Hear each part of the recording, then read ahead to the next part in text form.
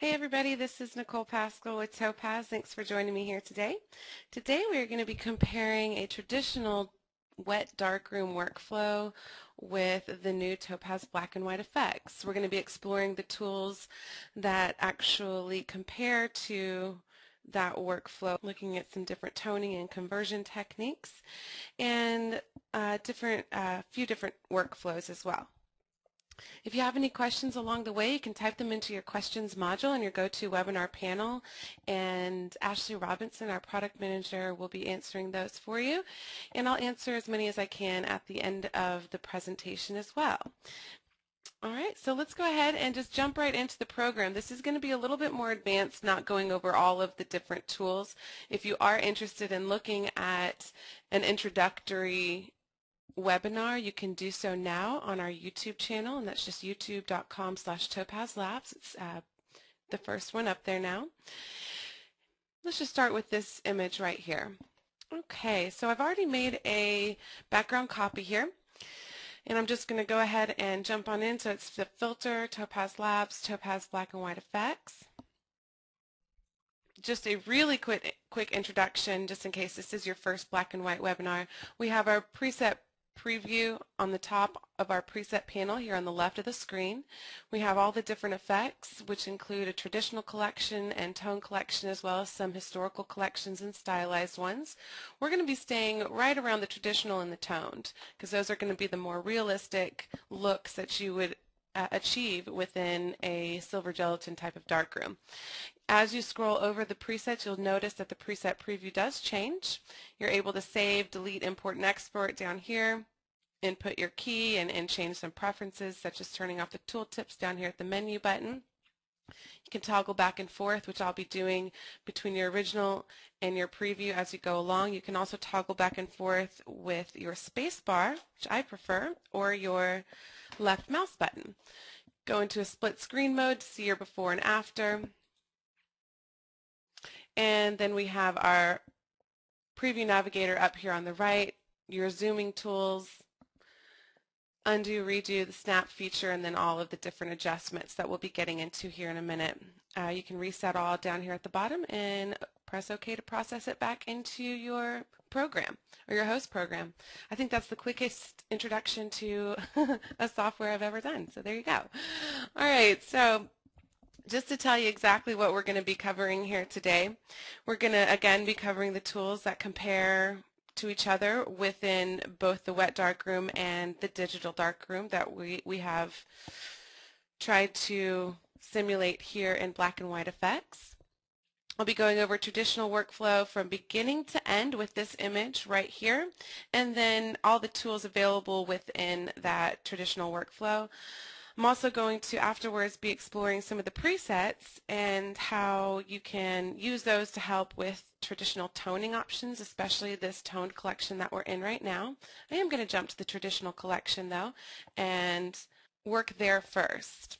Also going to show you some quick examples of some of our alternative processes which don't necessarily simulate a traditional, what is considered traditional wet darkroom right now, but is still a traditional or alternative historical process. So with that, let's go ahead and get started. Now within the traditional collection, you'll see many presets here that are great starting points if you're trying to simulate a traditional look. So we have classic with a little bit of grain. You can start to see some cool tone and warm tones. That's going to simulate different types of paper, maybe a Seagull versus an Ilford warm tone. So different types of looks available. Here are your warm tones down here.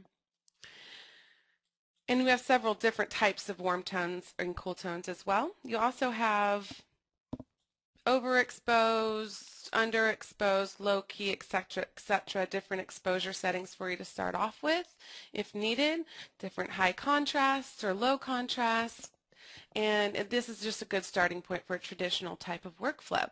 I'm going to start with a neutral grayscale, and we're just going to jump right on into the tools that we have available that will follow the steps of a traditional darkroom workflow.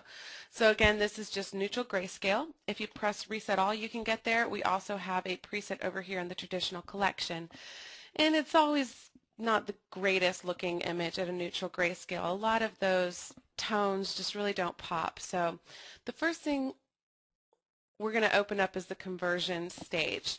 This workflow that we've provided here for you contains traditional tools as well as more stylized and artistic tools. So we're just going to be looking at the more traditional tools today and delving a little bit deeper into those. But we do have this set out in a very nice staged workflow. So 4 separate stages here for you. And then within each stage we have all these different tabs. The first thing that you'll come to is the basic exposure. And this can be compared to perhaps contrast filters within the enlarger. Here you get to change your contrast, so we can do that with this particular image. You can change your brightness levels. You're able to actually boost your blacks and boost your whites, which gives you even more contrast control. As you boost your blacks, your darker tones within the image are going to go closer to black. So that's how the boost black works. The same thing can be said for the whites. As your boost whites are going more towards the positive numbers, the lighter tones are going to be going more towards whites. This is also a really good tool if you find that your highlights are clipping a little bit. You can take this down and you'll notice that your highlights actually start to have some tone in them.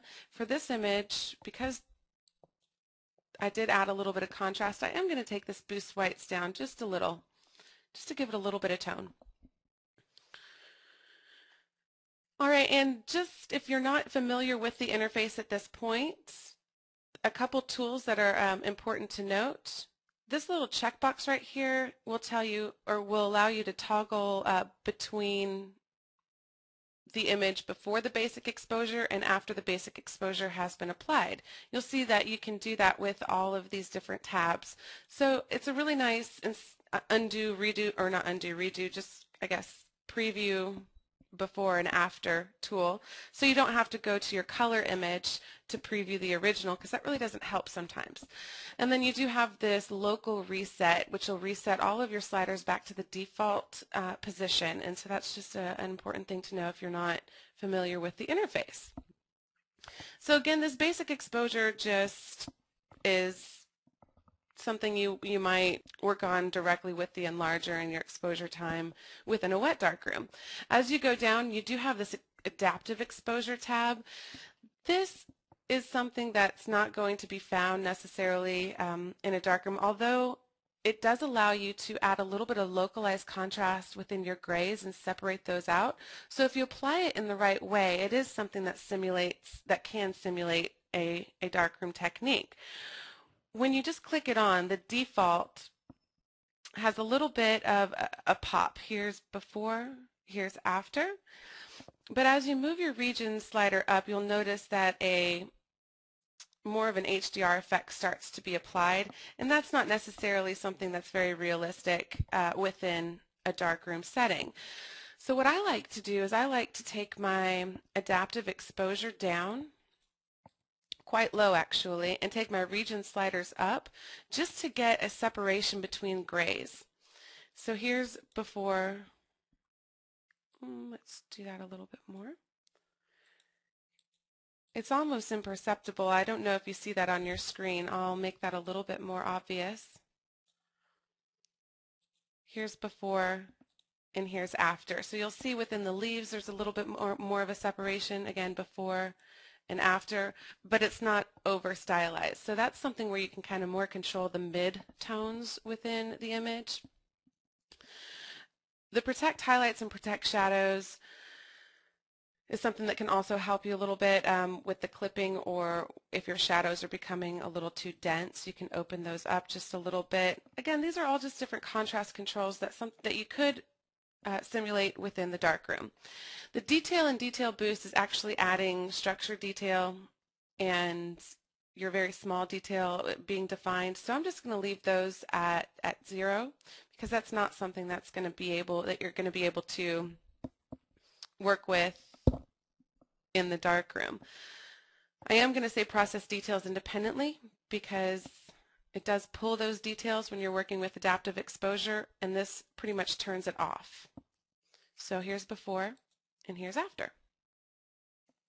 The color sensitivity and the color filter, this is something that would actually be first when you're shooting your image.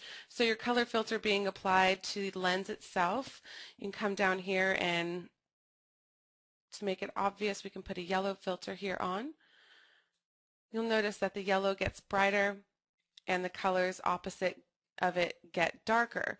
So as you, let's go to maybe a blue filter, you can see that the yellow is going to get darker, your blue is going to get lighter.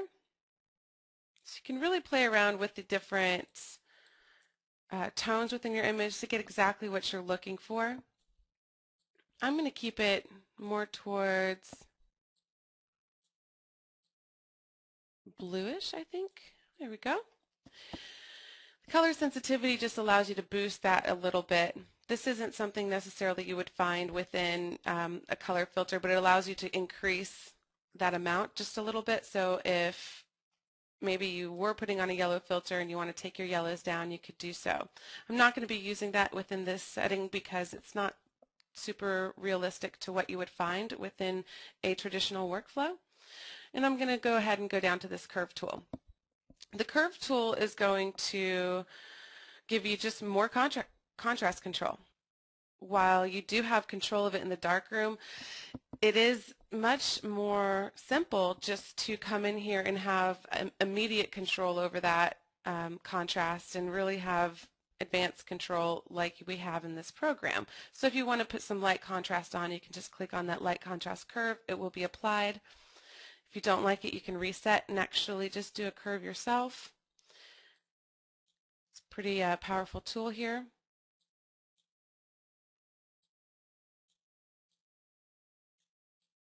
There we are. I'm going to keep it like that. And I'm going to come down to creative effects. This is the second stage. This isn't something that's going to be applicable in a traditional darkroom setting. Camera shake, yes. Diffusion, if you use a diffusion filter on your lens, maybe. But it's not something we're going to be really going over today. Definitely simplify and posterize, not traditional by any means, a more stylized look to it. So I'm going to hop on down to local adjustments. What I really like about the local adjustments is that it can be a very realistic type of dodging and burning. The color, adding detail, and smoothing out, those are not something you would be able to necessarily work with in the darkroom, so we're going to be sticking on dodge and burn today. Let's go to burn. We're going to burn this car in just a little bit, and I'll show you how it can be similar to what you would do in the darkroom, and then how you actually have a little bit more advanced control and how it compares to some of the tools we've given you. So to be more realistic with the darkroom, you have your overall strength, which we'll go over here in just a second. You have your brush size. As you move that up and down, you'll see your brush move. I'm going to leave it pretty small. You have your opacity. If you take your opacity down, you're going to be able to have a layered effect with your burn and dodge, which is something that you would see within the darkroom as well. Your hardness needs to come, well, I'll leave that about mid-size. And I'm going to take the edge aware completely down. This is the real technology in this particular stage, the local adjustments. This allows you to really outline this car very specifically and only work on that. But instead, I want to show you a more realistic way of working with dodging and burning, and then I'll show you the edge aware way as well. So as you just come and paint on your car, it's almost like working with the enlarger and just layering on more light and more light just in the specific areas that you're working on. And you don't necessarily have to be super conscious of the edges because you're doing it in such a light manner and doing it very incrementally that it's not going to be immediately noticeable as lines or anything like that. It's just more of a shade. You can see down here in the mask how it's being applied. You can see that it's still gray because I have not, my opacity is way down. If my opacity was really bright at 1, it would be really obvious, the lines and the burning that I was doing to this image. Because I'm doing it incrementally with my opacity down or my opacity down, sorry, you're not going to be able to immediately notice that. Okay, but let's click it on and off. Here's before, here's after. So this is the more traditional way of working with a dodge and burn. Now I want to show you, let's see here, I'm just going to come over here to the erase. I'm just going to erase everything we just did.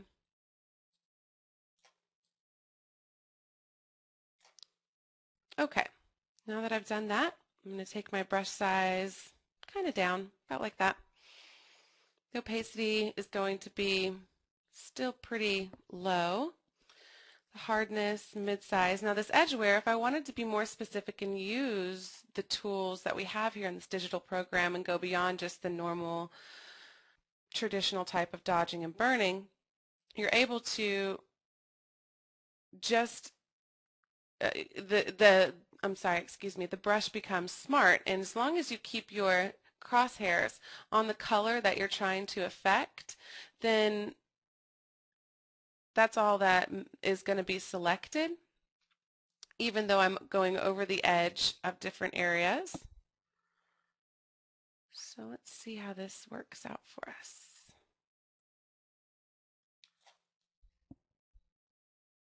Oh, I'm still on the eraser. Excuse me, that was silly. Let's try this one more time.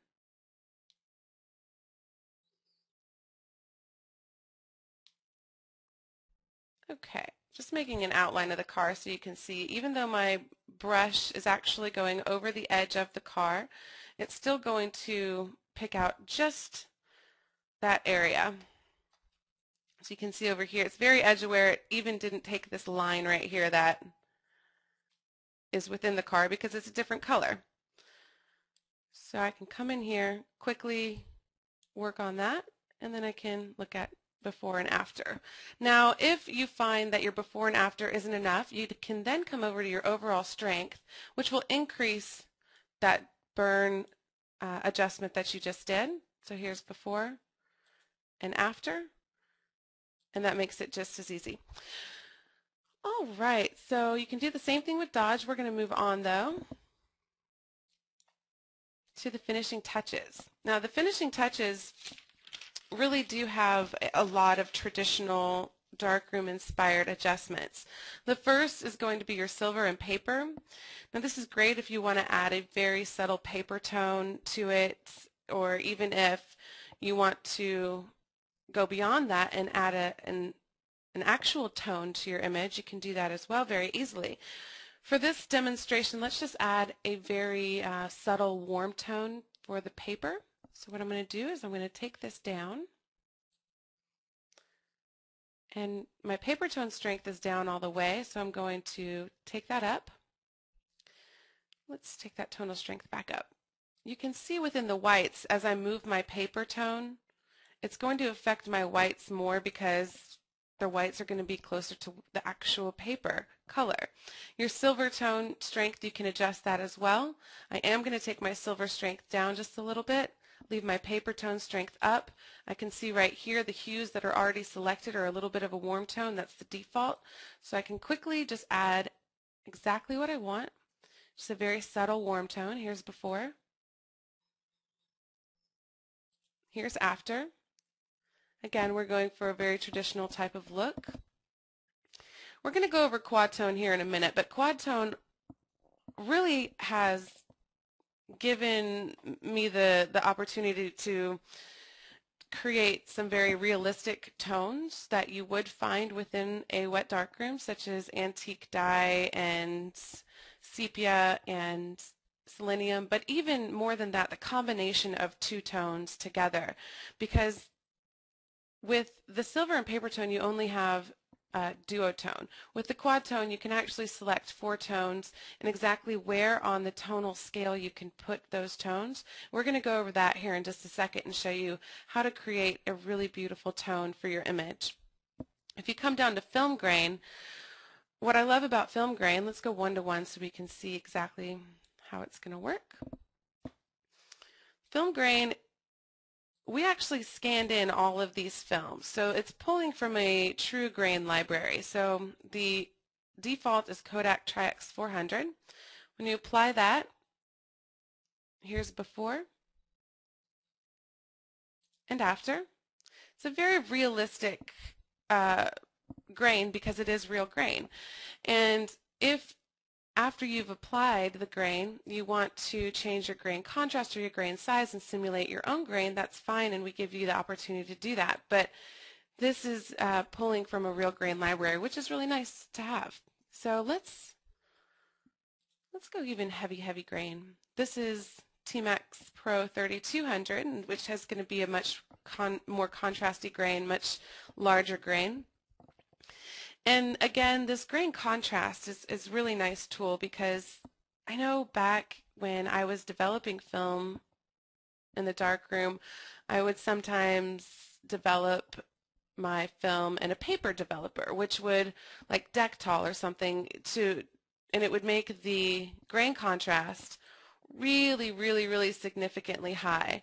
So you can simulate that type of look very easily without having to do much work.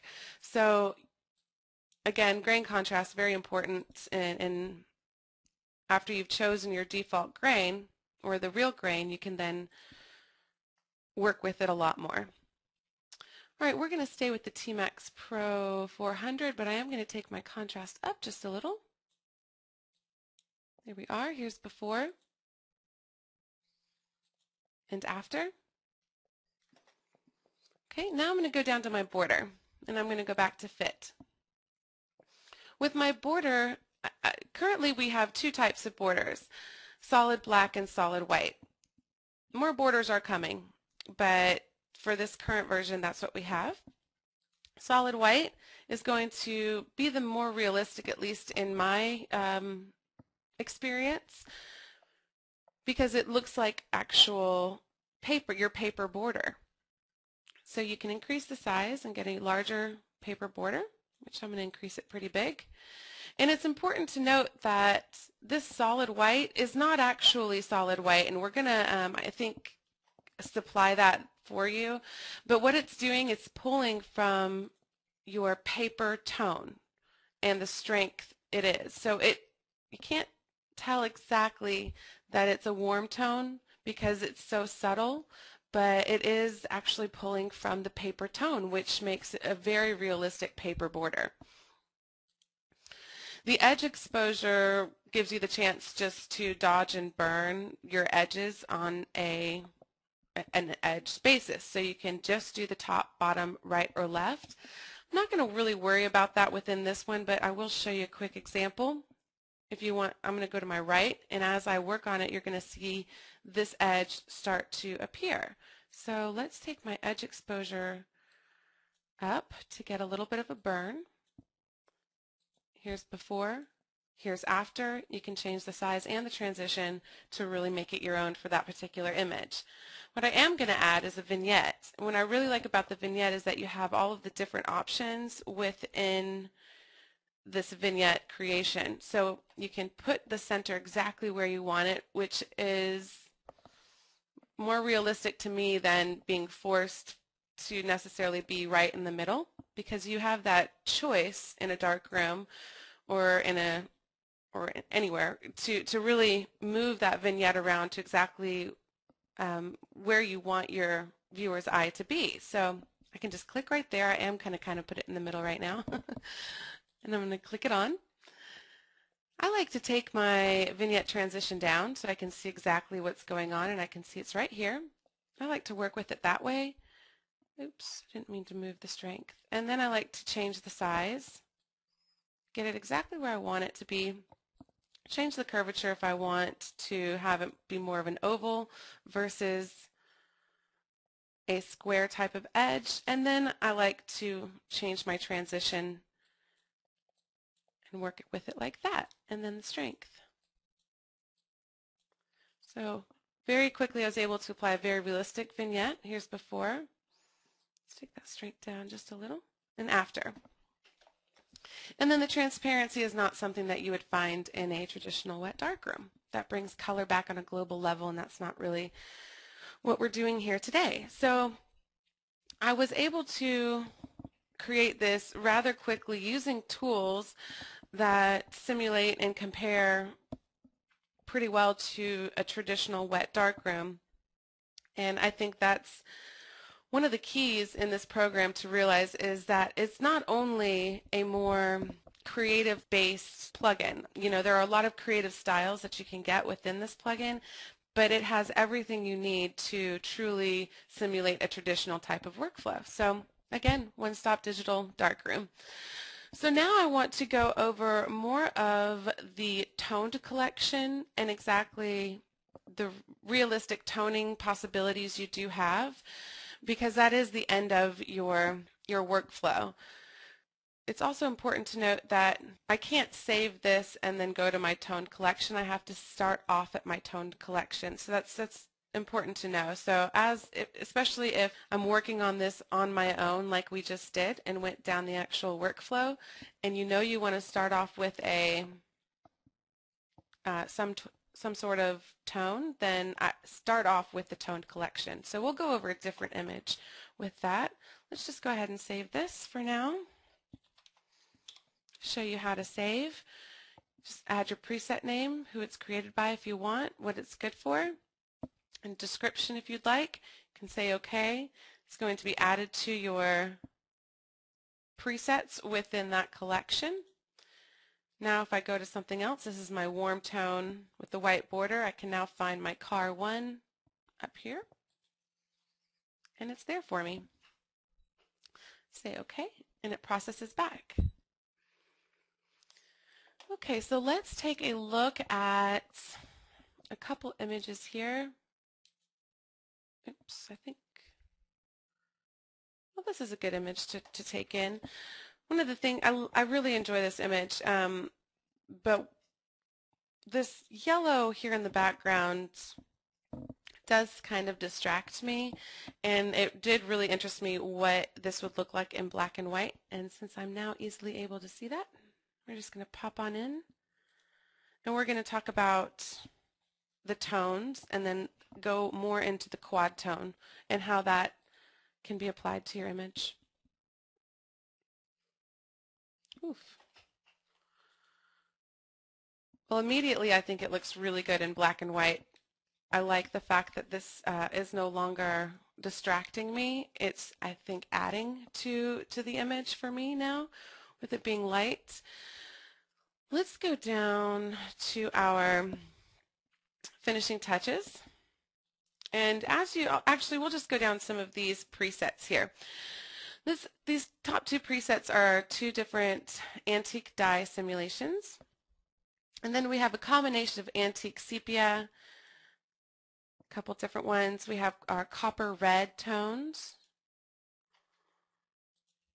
All of these tones were taken directly from images that were created sitting in front of us, so they are very realistic, and we were able to simulate that through the quad tone, and I'll show you how to adjust those tones if they're not working for you, but you still like the tones, it's just not applying to your tonal scale the way you want it to.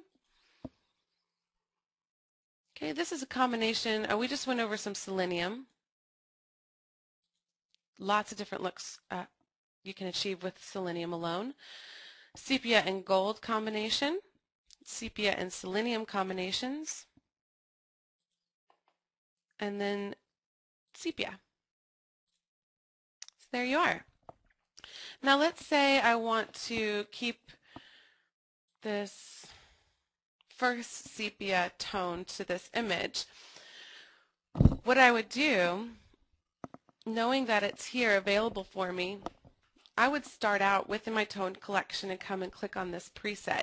These presets are a really great starting point. Most of the tone collection does not have much of a conversion adjustment or any sort of creative effect. So it's almost like a blank canvas except for the tone itself. So we can just start up at the top and change some things around if we want to. I do actually want to take my brightness down and take my contrast down just a little. Boost my blacks up. This is going to be real quick process. Take my whites. Actually, I think I'll take them down just a little.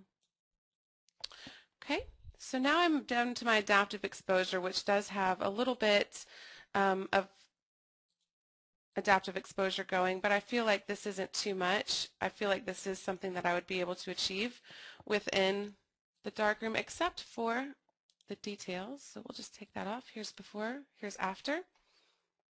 Again, it's really great local contrast for your grays. And I'll just move right along down to my finishing touches, down to the quad tone.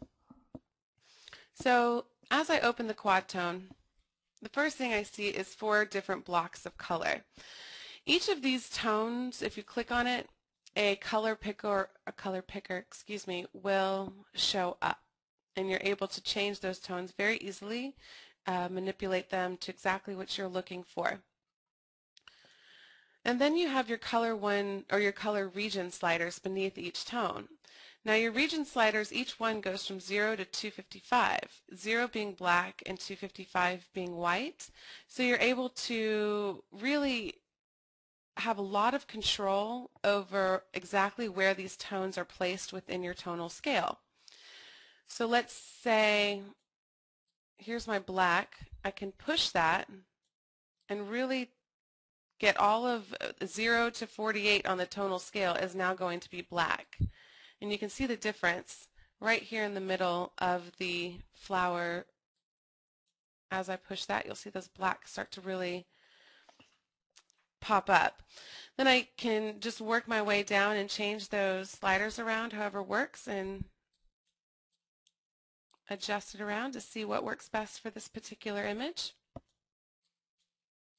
This is almost like choosing, it not only helps with the exposure and more of the contrast, but it also is almost like choosing how long you put your image into the sepia toner, you know, whether it's a 5-minute bath or a 20-minute bath, etc., etc. You can really simulate these beautiful tones.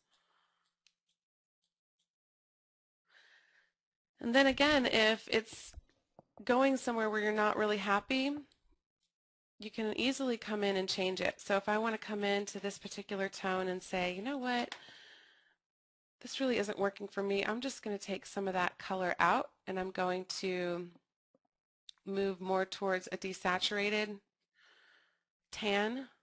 I'm going to say okay, and you'll see that it has been applied, and that really simulates how long it might be within the toner or how it's being affected. So this is really important to all of the presets in the toned collection, and I think it's really important to know within, you know, the traditional workflow that exactly how you can manipulate this to work for your images. All right, with that, I'm going to turn it over to you guys. I'm going to answer some of these questions coming through. I have a lot of them, so I will go ahead and go through those. Alicia would like me to explain the fit and one-to-one buttons. One-to-one is 100%, so you just click on that and you'll see it goes to 100%. However large your image is, it will go to 100%. Fit will fit your image inside of the image preview. John asks, what do I do with the photos already scanned as black and white? That's a great question, John. Let's go ahead and, because I have a lot of black and white negatives as well, let's go ahead and press OK. I like that, actually. Let's take this image in. And the first thing I'm going to do is actually take it into a grayscale within Photoshop. Okay, now that I have a grayscale image within Photoshop, this is like taking in a grayscale image, scanning it in and opening it within Photoshop. Most of my scans, even though they might be black and white, I still scan them in as RGB. I'm not sure if you do as well, John, but I usually do. So as long as it's an RGB image, you're able to take that into Topaz and you are able to still work with it. I thought this image was perfect for black and white because the color, for some reason, wasn't doing it for me, and I thought I could really get some beautiful contrast in these clouds, really pop this out. But now I'm wondering, without the color information, if I can still do that. I know I'll get some exposure control, but let's take it in there and see what's going on. So the first thing I'm going to do is come back to mode, and you can do this with a grayscale image. Excuse me. And I'm going to just change it to an RGB image. It's going to ask me if I want to flatten it. And sure, why not? I'll do another background copy. So now I'm taking this grayscale, but it's actually in RGB at this point. Now I can take that into black and white effects. And let's just go to, you're still going to have the toning ability, as you can see up here in the preset preview. So that's still going to be something that's available to you. With the traditional collection, let's hop on in there since we're talking about more traditional looks. And this is working for me as well. So here's before, here's after. Still able to get quite a bit of contrast control, but let's just look at some of these here.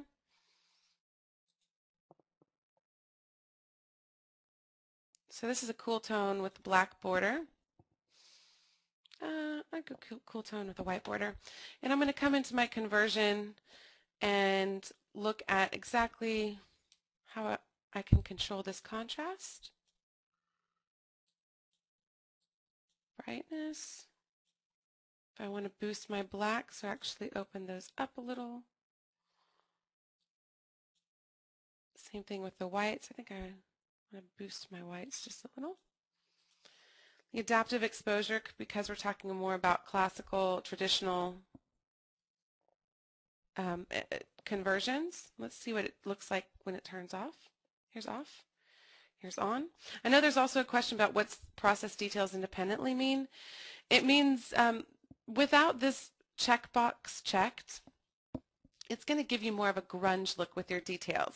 So even though I'm going to take my details down here for a more traditional look. Well, actually, to show you what that means, I'll take it up. We'll go 1:1. It's a little bit, for example, the sky is without, I don't think it has grain. Well, maybe it does. Still a little bit grungy.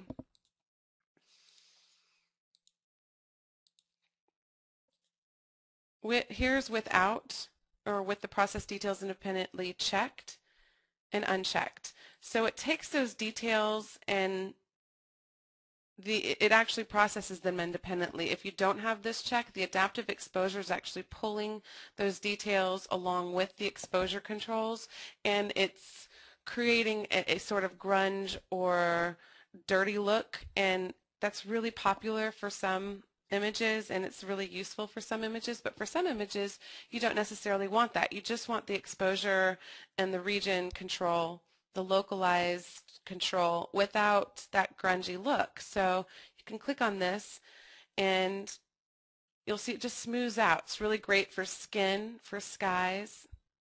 So that's there for you. Now I am just going to take my details down to be completely realistic. Let's go back to fit.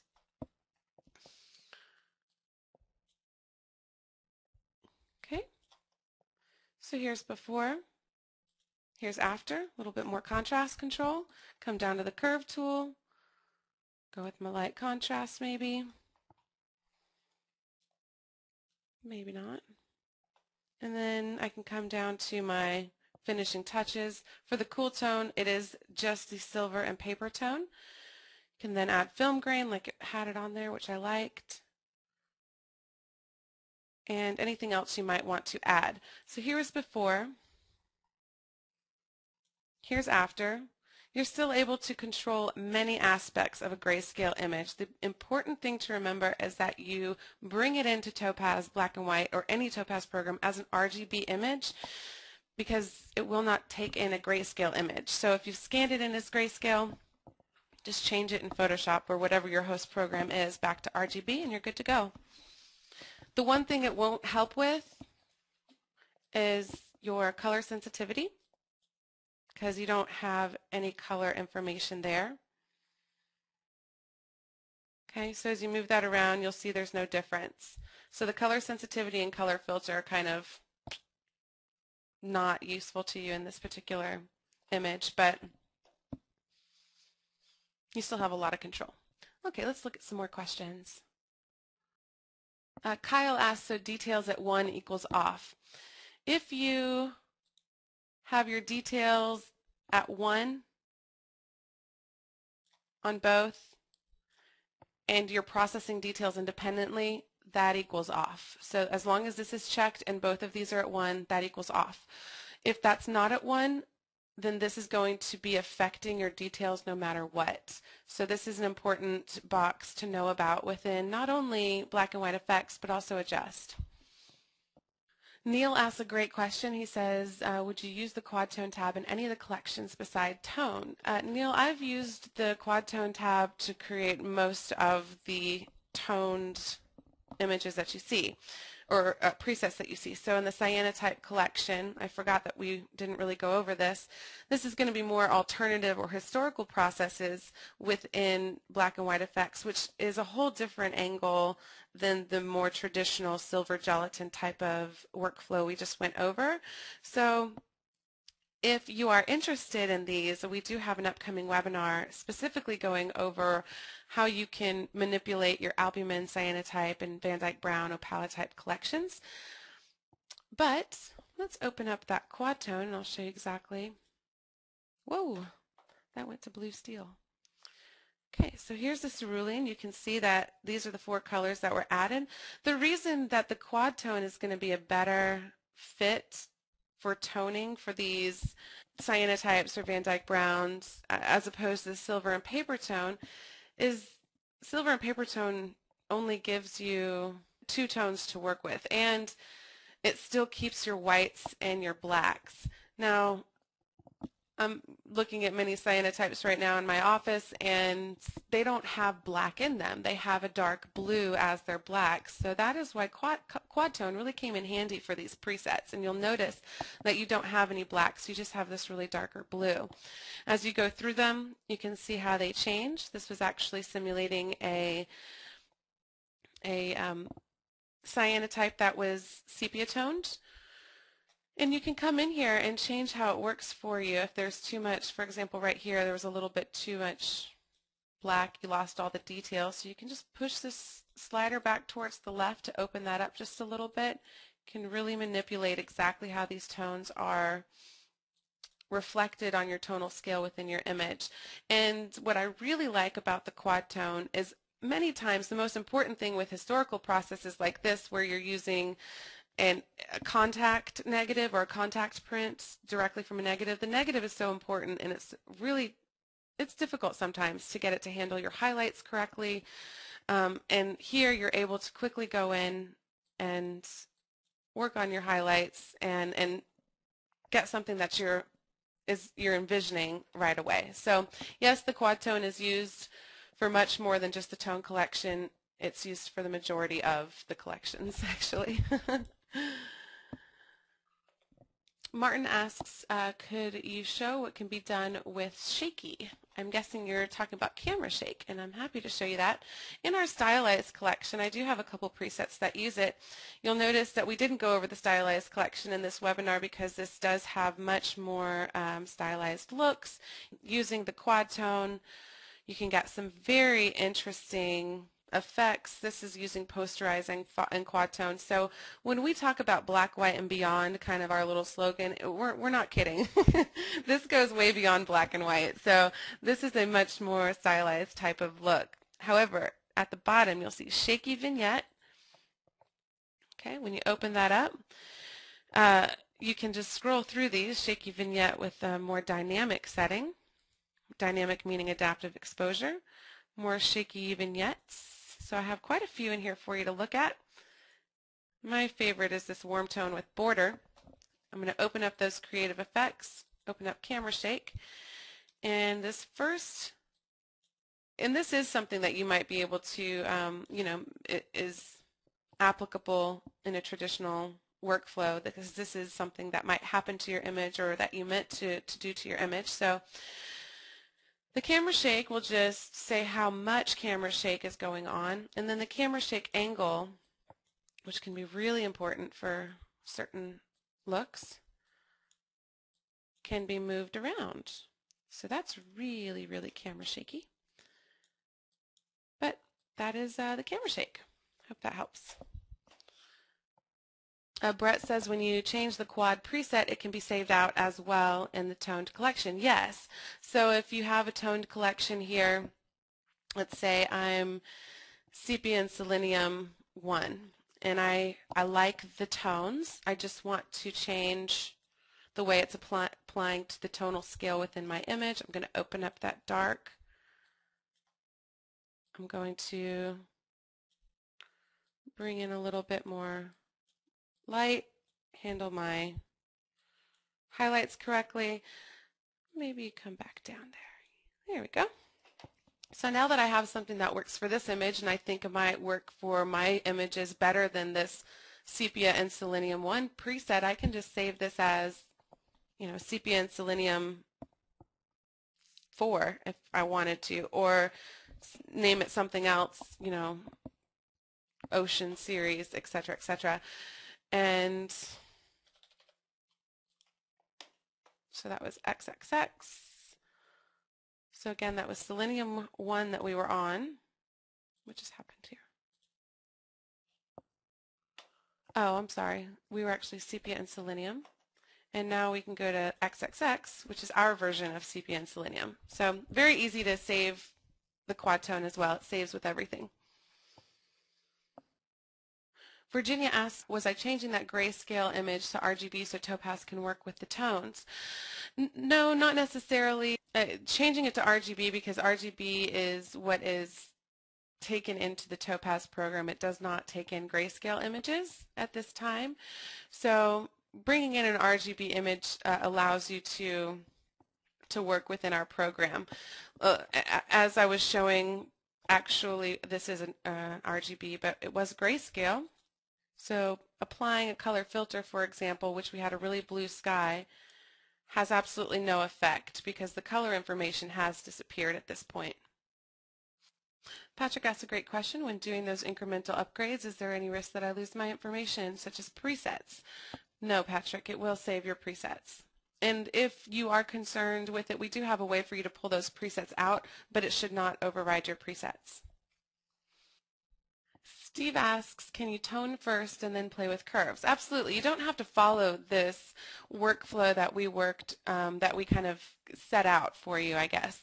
This is a more natural workflow for some, but for others, you might want to do the tone first. And I know that if I have a toned collection, or if I want to start in my toned collection and I want to have a gold blue tone, let's make that a little bit more strong, then I can then come back and then work in my curves and change that around.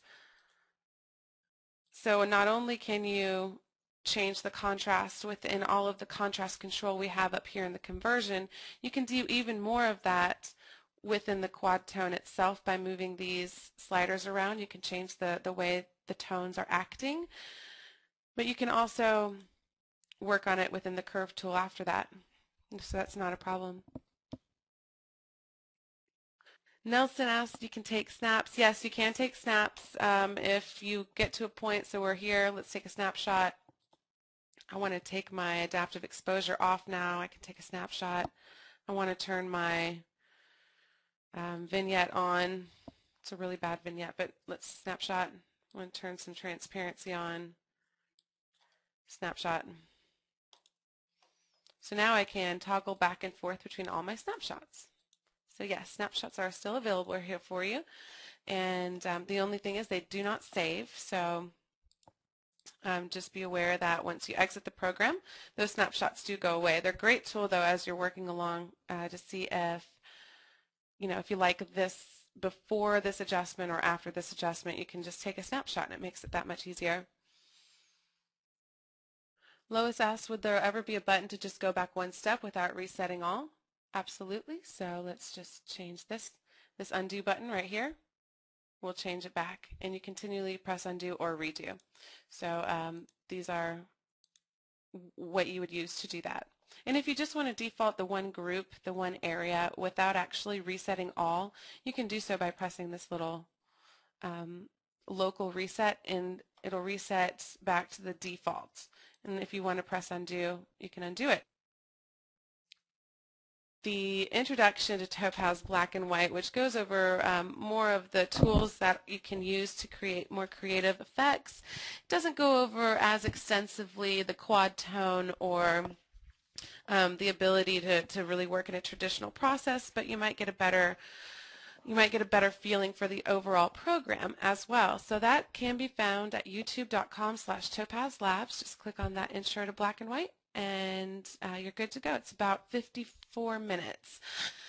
And this one should be up in the next couple of days, so you can keep an eye out there for this as well. And if you'll follow us on Facebook or Twitter, I do like to announce it there, so everybody following us there gets an announcement pretty quick. All right, take care. Thanks so much. Bye-bye.